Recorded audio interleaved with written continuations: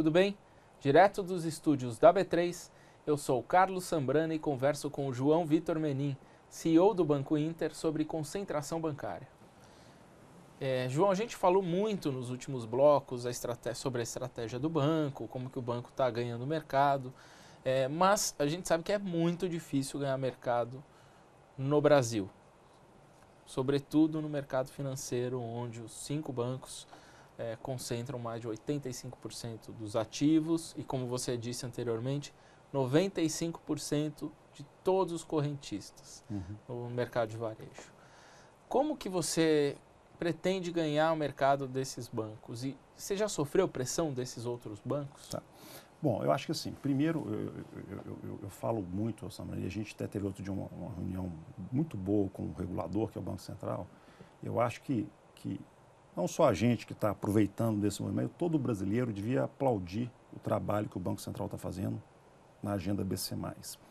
Eu falo o seguinte, eu acho que é brilhante a percepção do Banco Central de que mais importante que você ter 5 bancos sólidos, que o pessoal chama de too big to fail, é você ter um sistema, uma sociedade bancarizada.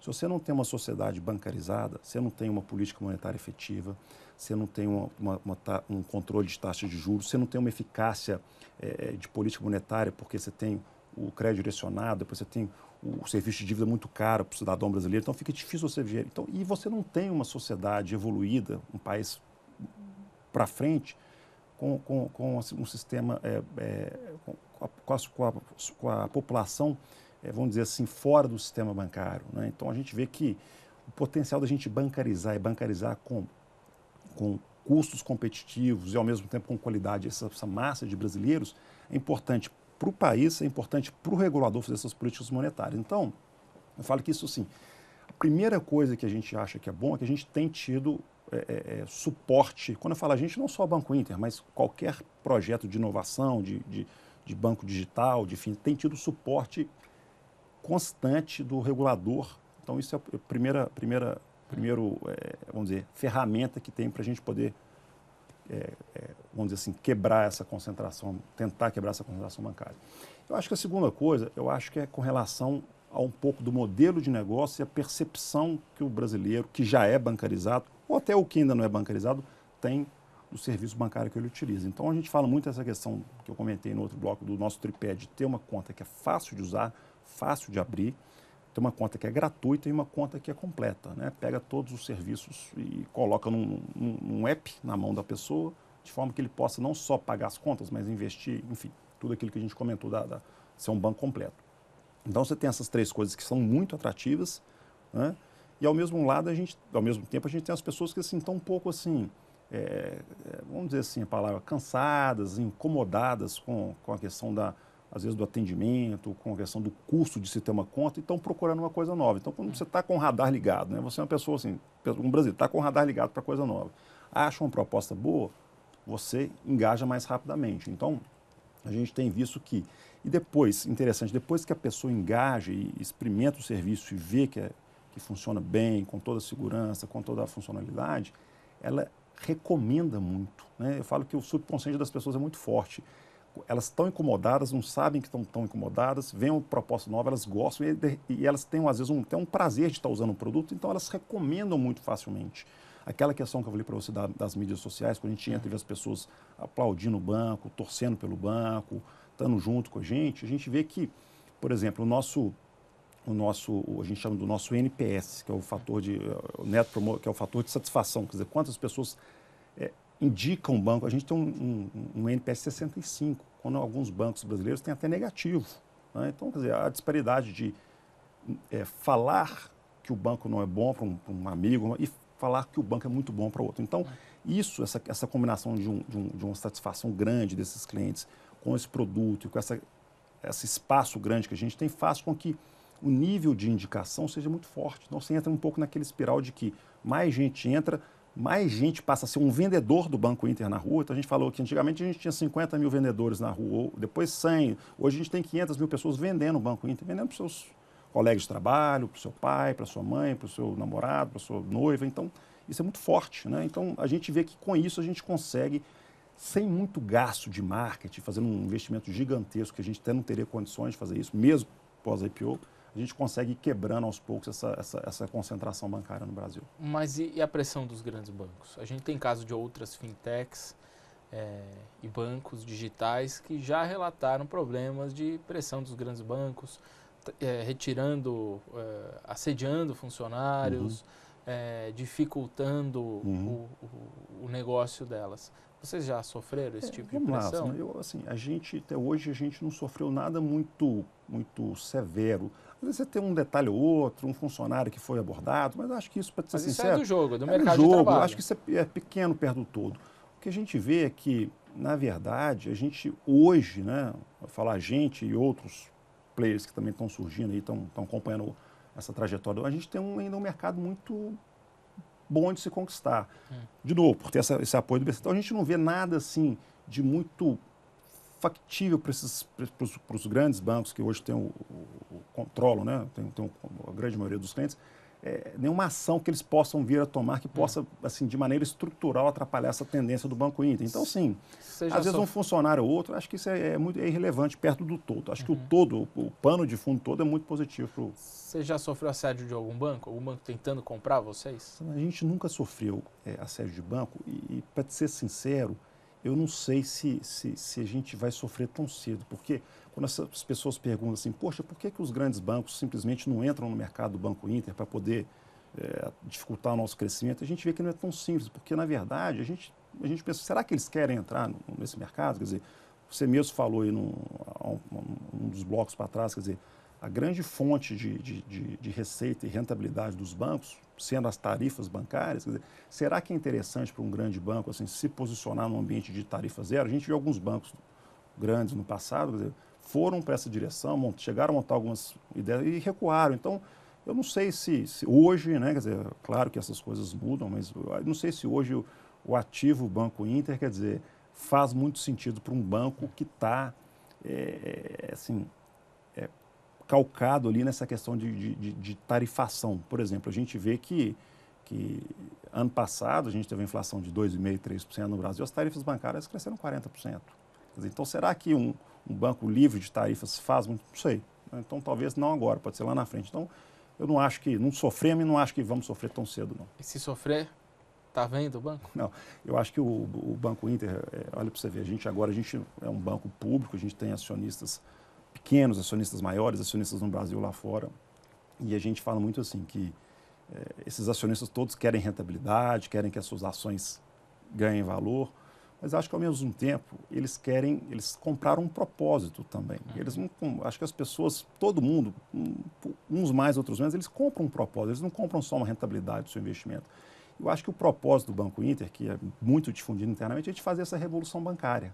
A gente acha que, como eu falei com você, é meio que um papel mesmo a gente poder trazer as pessoas. Então, eu falo que essa questão de vender ou não vender, eu acho que mais prazeroso para a gente que vender um negócio é continuar construindo essa revolução bancária que a gente está vendo. Continuar, por exemplo, que é mais prazeroso, às vezes até que eu falo para as pessoas acham até que é demagogia, mas é mais prazeroso que ver o resultado positivo do banco, né, que eu acho que esses acionistas, né, gostam, é ver, por exemplo, os comentários das mídias sociais. É bacana a gente ver que um modelo que a gente criou, que a gente está sendo aplaudido, está sendo apoiado, está sendo comemorado o sucesso do banco. Então, acho que isso aí talvez tenha mais valor do que necessariamente só a questão de vender o banco por X ou por Y e aí as ações passam a valer mais. Então, acho que é uma conversa um pouco mais ampla, assim, um pouco mais filosófica e não só a questão matemática do ativo Banco Inter especificamente. E como é que você enxerga a concorrência com outras fintechs? Existem outros bancos que fazem a mesma coisa que o Inter. Sim. Não estou comparando o serviço aqui, mas que vendem a mesma ideia de sem tarifa, um banco fácil de abrir, digital. Cito aqui, tem o Banco Original, tem o Nubank, que também tem a Nuconta hoje, nasceu com cartão de crédito, hoje tem a Nuconta. Você tem Guia Bolso, que oferece empréstimos, que também ajuda no controle financeiro das pessoas. Tem a XP dizendo que vai virar banco, que já diz mais de ano dizendo que vai virar banco. Como é que você enxerga esse movimento? Mas, Essa Amanda, competição com essas vamos outras lá. fintechs? Primeiro, assim, eu acho que essa questão de competição sempre vai ter. Eu acho que se você está num setor que não tem competição, talvez o setor não seja tão bom, né? Eu acho que tem excelentes iniciativas, umas mais, outras menos. Umas eu acredito mais, de maneira estrutural, outras eu acredito menos. E eu não tenho dúvida que o Banco Inter não será o único banco digital do Brasil, né? Ou única fintech, como quer que se chame. E falo mais, eu acho que para a gente conseguir aculturar o brasileiro dessa tendência, dessa mudança que é estrutural e é um negócio assim, pô, os bancos brasileiros, que diga-se que tem muito sucesso, são super assim, né, vamos dizer assim, fortes e bem estabelecidos, você não tem dezenas de anos. Então, assim, para a gente mudar isso aqui, o Banco Inter não vai conseguir fazer isso sozinho. E nem acho que é saudável a gente fazer isso sozinho. Porque você cria uma polarização ruim, quer dizer, o Banco Inter sozinho, não é o Banco Inter contra o Banco A, o B ou C, quer dizer, são os bancos digitais, são essas plataformas inovadoras contra um modelo mais tradicional. Vocês se unem? Vocês conversam? Você Então, tem contato com outros? A gente tem alguns contatos, mas são contatos informais. A gente ainda não tem, vamos dizer assim, uma associação de classe, que possa aglutinar essas iniciativas, né? Acho até que talvez... Isso seria importante. Vamos ter, quer dizer, a gente tem o modelo tradicional, a gente tem lá a BBC, a FEBRABAN, todas as associações de classe, e a gente ainda não tem um negócio voltado especificamente para os bancos digitais. É lógico que algum desses bancos digitais, como até o caso do Inter, frequentam essas associações da indústria bancária como um todo, e lá tem alguma troca de informação no âmbito da digitalização. Mas vocês pensam em criar uma associação? Para ser sincero, até a gente não digitais? pensou nisso não, mas eu acho que é um negócio que essas coisas naturalmente acontecem. Quando você passa a ter, você tem um, depois 2, 3, 4, 5 players, eles vão ganhando relevância, vão ganhando volume, vão ganhando a tendência de às vezes ter uma associação para poder defender os interesses e lá no Banco Central, no Conselho Monetário Nacional, enfim. Então, mas hoje não tem nada assim que possa falar assim, poxa, tem uma associação onde a gente pode conversar e se reunir, ainda não tem. Tá, ok. Me diz uma coisa, agora a gente está mudando um pouco de assunto, a gente está num ano eleitoral, agora em outubro de 2018 a gente escolhe o próximo presidente do Brasil. O que você espera do próximo presidente? E qual é o perfil de presidente que você gostaria que ocupasse o Palácio do Planalto? Eu acho assim, a primeira coisa, acho que o mais importante hoje que o próximo presidente do Brasil tem que ter em mente, eu acho que isso é fundamental, é a questão de unir o Brasil. O Brasil está muito polarizado, né? A gente brinca muito assim, pegando os dois principais, é o Petralha, é o Coxinha, quer dizer, eu acho que isso não é construtivo. Eu fico vendo até, por exemplo, no Banco Inter, se a gente tivesse os nossos 1.100 funcionários, 550 funcionários que tivessem fossem para um lado e a gente não estaria onde a gente está hoje, né? A mesma coisa com o Brasil, quer dizer. Então, acho que o principal entregável de qualquer presidente, seja ele de qual partido, seja ele mais radical ou mais tradicional, é tentar unir o Brasil. Sem essa união, a gente não vai chegar lá. E aí, isso acontecendo, eu acho que naturalmente as reformas importantes, estruturais, elas acontecem, porque deixa de ser um projeto de A ou de B, quer dizer, vamos falar, por exemplo, de uma reforma da Previdência, quer dizer, não tem mais aquela questão do partido tal, na Câmara aqui eu vou provar, não, acho que é um problema do brasileiro como um todo. Então, à medida que você consegue unir todo mundo por um propósito comum, que eu acho que é urgente, porque a gente tem problemas graves no Brasil, a gente endereça os problemas importantes. Reforma da Previdência, reforma fiscal, e a coisa anda. Então, eu acho assim, não é fácil não, né? A gente vem aí de alguns anos dessa polarização, mas acho que o próximo presidente tem que ter vontade, ser obstinado para poder fazer unir os brasileiros por um senso comum. E você consegue enxergar algum candidato que tem esse perfil de poder unir os brasileiros? Eu acho que é difícil, né? Assim, a gente vê que os candidatos, a história das nossas eleições, quer dizer, quando a gente começou desde 80 e poucos, a gente vê que é o seguinte, é muito essa questão do partido, os partidos com visões muito contundentes, né? Então, isso por si só já atrapalha um pouco, quer dizer, é o partido tal, com a visão tal. Agora, eu falo que sempre tem um novo, né? Sempre tem uma coisa que aparece. Então, assim, quem sabe a gente tem um partido do lado A ou do lado B que coloque uma pessoa com essa visão que possa fazer esse movimento. Assim, de bate-pronto hoje, eu não vejo nada que chama atenção em nenhum dos candidatos que poxa, esse cara se você puder escolher o cara que vai fazer isso acontecer. Mas, de repente, a pessoa, eu falo assim, na hora que senta na cadeira lá do presidente, sente a responsabilidade, às vezes a pessoa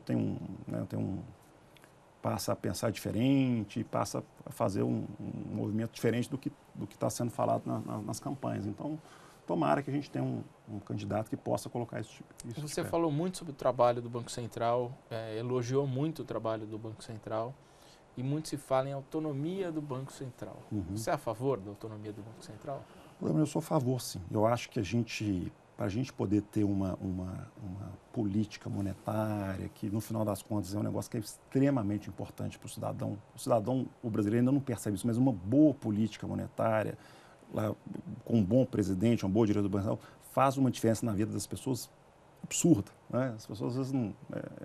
faz muita diferença, assim, de qualidade de vida, de serviço de dívida e tudo isso.